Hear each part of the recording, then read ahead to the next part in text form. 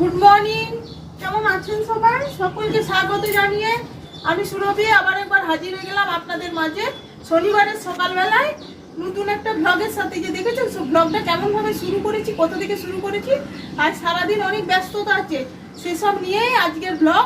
দেখতে থাকুন, আশা করি আপনাদের ভালোই লাগবে। এই যে সকালবেলায় আগে জামা কাপড়গুলো কেচে নিলাম, ব্রেকফাস্ট বানানো হয়ে গেছে, ছেলে কলেজ যাবে এক্ষুনি, আজকে একটু লেটে যাবে, ওই জন্য মানে ওই কারণে এখন জামা কাপড়গুলো কেচে আগে মিলে নিলাম। নাহলে সকালবেলায় দেখেছেন তো যে 6:30টার মধ্যে আমার কীভাবে তাড়াহুড়োটা শুরু হয়। আজ এখন ঘড়ির কাঁটা 7:30টার মতো বাজে, ও আর 9টার দিকে বেরোবে। ব্রেকফাস্ট বানানো হয়ে গেছে, ও অবশ্য ভাত খেয়েই যাবে, আস্তে আস্তে দেরি হয়ে যাবে, ওই কারণে আর এসে তো খাওয়ার সময় হবে না। ওই জন্য বললাম মা ব্রেকফাস্টে রুটি খাবো না, ভাত খেয়েই যাবো। চলুন আমি এগুলো মিলে নিই, আগে জামা কাপড়গুলো কেচেছি সেগুলো মিলে নিই, তারপরে আবার দেখা হচ্ছে। শনিবারের সকালবেলা এখন ছেলের আর আমার খাবার রেডি করছি। এই যে ছেলের জন্য ভাত আর আমার জন্য এই যে দেখুন গরম গরম রুটি। চলুন, এই হচ্ছে রেডি। ছেলেকে অল্প বাজার পাঠিয়েছিলাম, ছেলে এখন বাজার এনে দিয়ে স্নান করে কলেজ বেরিয়ে যাবে, তাড়াহুড়ো করছে।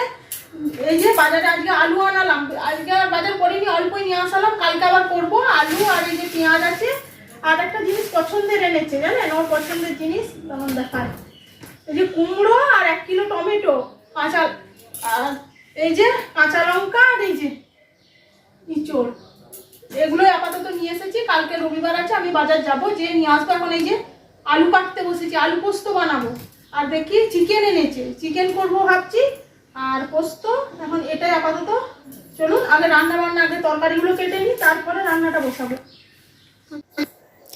আপাতত কিছু রান্না কমপ্লিট হয়েছে, এখনও কিছু বাকি আছে। যেগুলো হয়েছে তার মধ্যে থেকে এই যে আলু পোস্ত আর মুসুরির ডাল আর চিকেনটা কষাচ্ছি। চিকেনটা কষানো হয়ে গেলে আপাতত চিকেনটা হয়ে যাবে, ব্যাস রুটি করব। আপাতত এইটুকুই রান্না হচ্ছে, আরও দেখি এর মধ্যে থেকে কি করা যায়। চলুন আগে করে নিই রান্না, তারপরে দেখা হচ্ছে। ঘড়ির কাঁটা এখন 4:35 বাজে, বিকালবেলা।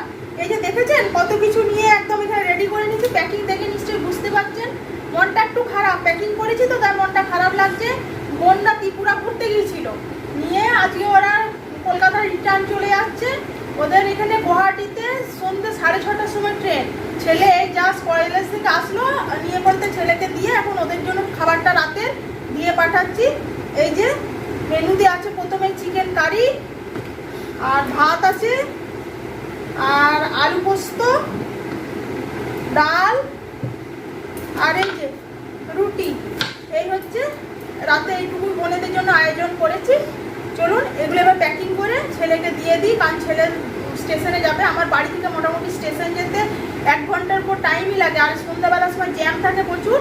সে কারণে ছেলেকে বললাম যে তাড়াতাড়ি আমি সব রেডি করে রেখেছি, ঠান্ডা যে ফ্যানের নিচে ঠান্ডা করতে দিয়েছিলাম। চলুন এগুলো দিয়ে ছেলেকে এখন পাঠিয়ে দিই।